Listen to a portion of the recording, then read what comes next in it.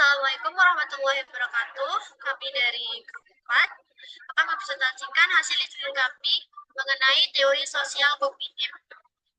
Adapun teman-teman saya ada Kiran Fadila, Hairul Sajandi, Izudin Fazur Rahman, dan saya sendiri Juliari dari Saputra.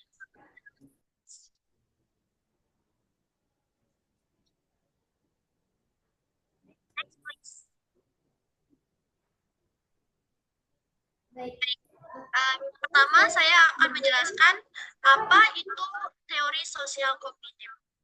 Jadi, teori sosial kognitif ini diperkenalkan oleh Albert Bandura, yang mana teori ini muncul sebagai kritik terhadap teori belajar behavioristik. Di sini Bandura berpendapat bahwa meskipun teori behavioristik itu dapat menjelaskan dan meramalkan perilaku, namun dia mengabaikan kemampuan manusia untuk berpikir dan mengatur tingkah lakunya sendiri. Oleh karena itu, di sini Albert Bandura menekankan bahwa belajar dapat terjadi melalui pengamatan sosial, bukan hanya melalui pengalaman langsung. Di sini kita bisa lihat ada gambar.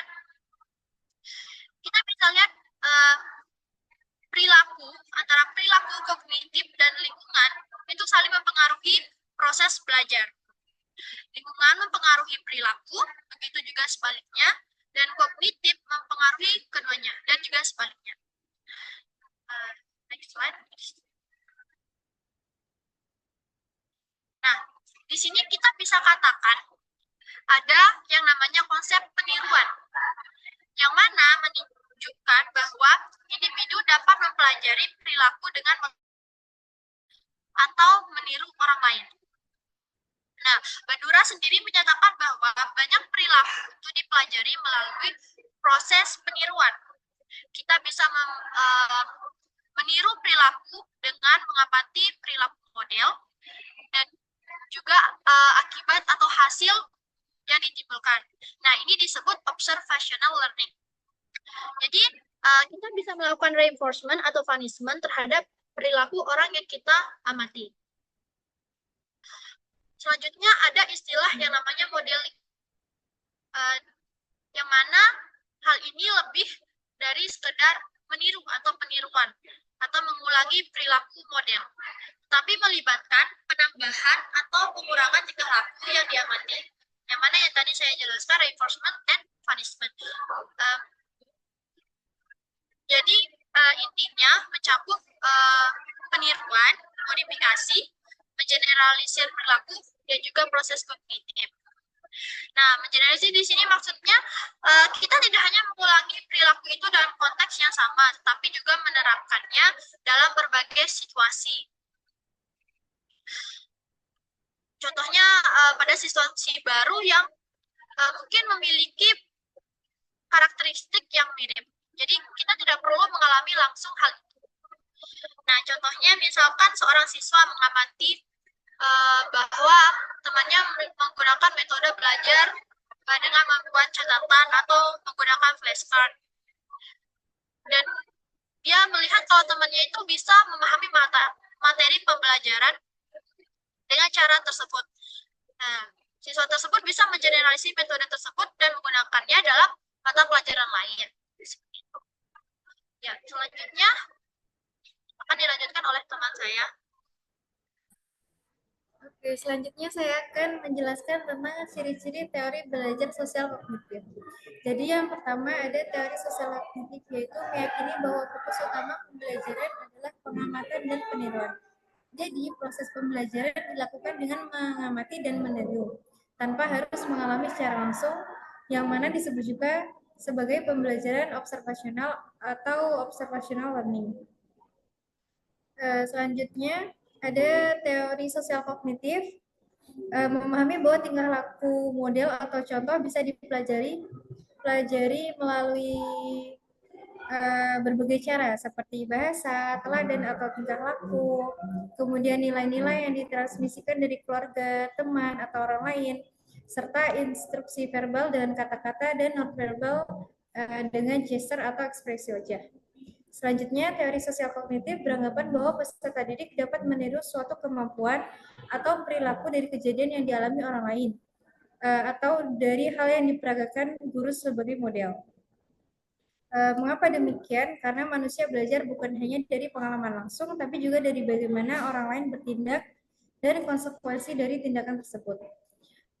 Selanjutnya, teori sosial kognitif menjelaskan bahwa peserta didik akan memperoleh kemampuan jika mendapatkan kepuasan dan respon rangsangan yang positif, di mana perilaku yang mendapatkan penguatan positif seperti pujian, penghargaan, hadiah, nah tersebut mungkin lebih, maksudnya tersebut lebih mungkin diulang dan dipelajari secara efektif oleh peserta didik sehingga mereka dapat memperoleh kemampuan dan mengembangkan kemampuan tersebut. Lalu yang terakhir, teori sosial kognitif melibatkan, jadi sosial kognitif itu melibatkan berbagai proses pembelajaran yang meliputi mengamati perilaku serta tindakan model yang diamati, mengingat perilaku serta tindakan tersebut untuk dapat ditiru di kemudian hari, dan yang terakhir diakhiri dengan respon rangsangan yang positif. Oke, selanjutnya akan dijelaskan oleh teman saya. Saya di sini akan menjelaskan tentang tokoh-tokoh dalam teori belajar sosial kognitif. Yang pertama, ini ada Albert Bandura. Bandura adalah pendiri utama dari teori belajar sosial kognitif. Dia dikenal dengan konsep-konsep modeling seperti self-efficiency, efikasi diri, dan belajar melalui observasi. Salah satu eksperimen terkenalnya yaitu eksperimen boneka Bobo, yaitu menunjukkan bahwa perilaku anak-anak itu meniru perilaku agresif yang mereka lihat. Kemudian yang kedua yakni dari Julian Rotter. Julian Rotter adalah psikolog yang mempengaruhi teori ini dengan konsep-konsep seperti locus of control. Meskipun dia lebih dikenal dengan teori locus of control, kontribusinya tentang bagaimana individu mengaitkan hasil tindakan mereka dengan faktor internal atau eksternal sangat berhubungan erat dengan pemahaman Bandura tentang kognisi dan belajar. Kemudian yang ketiga ada Walter Mischel. Mischel berkontribusi pada teori belajar dengan penelitiannya tentang konsistensi perilaku dan self-control. Pada penelitiannya ia menggunakan metode penelitian marshmallow. Jadi dia memberikan marshmallow satu sekarang untuk anak-anak atau 2 marshmallow untuk nanti. Dan anak-anak yang memilih untuk nanti dan bersabar itu dia lebih sukses daripada anak-anak yang langsung menuruti kemauannya saat itu. Mungkin akan dilanjutkan oleh teman saya. Baik, terima kasih atas kesempatannya. Saya akan melanjutkan penjelasan terkait contoh penerapan teori sosial kognitif. Jadi pada dasarnya itu teori sosial kognitif itu mendukung idea bahwa pemahaman manusia itu diperoleh sebagian besar dari lingkungan sekitar. Misalnya di dalam kelas contoh penerapannya itu seperti yang pertama melakukan kegiatan refleksi, yang kedua mengadakan diskusi terbuka untuk saling berbagi mungkin pertanyaan atau pemahaman, yang ketiga mendorong peserta didik untuk mencari solusi atas masalah yang dibahas kayak problem solving, yang keempat meminta peserta didik untuk memberikan opini mereka tentang sesuatu, dan yang kelima membantu peserta didik dalam mengeksplorasi dan memahami bagaimana ide-ide itu bisa saling terhubung. Next slide please. Yang selanjutnya ialah kelebihan. Yang pertama itu pembelajaran melalui observasi atau pengamatan. Teori ini itu menekankan peserta didik untuk belajar dengan mengamati orang lain tanpa perlu pengalaman langsung. Jadi teori ini tuh fokus terhadap observasi atau pengamatan. Yang seperti teman saya bilang tadi yaitu observational learning. Yang kedua, konsep self-efficacy, menghadirkan ide bahwa keyakinan seseorang itu tentang kemampuannya mempengaruhi motivasi dan juga keberhasilan mereka. Yang penting untuk memahami bagaimana orang menghadapi tantangan atau challenge. Jadi pada dasarnya self-efficacy itu pandangan optimis terhadap kemampuan diri sendiri. Yang ketiga itu integrasi faktor sosial dan kognitif. Menggabungkan faktor sosial dan kognitif menunjukkan bahwa proses mental dan interaksi sosial keduanya itu penting dalam pembelajaran. Jadi, faktor kemampuan berpikir dan lingkungan sekitar itu saling berhubungan atau berkaitan. Next slide, please.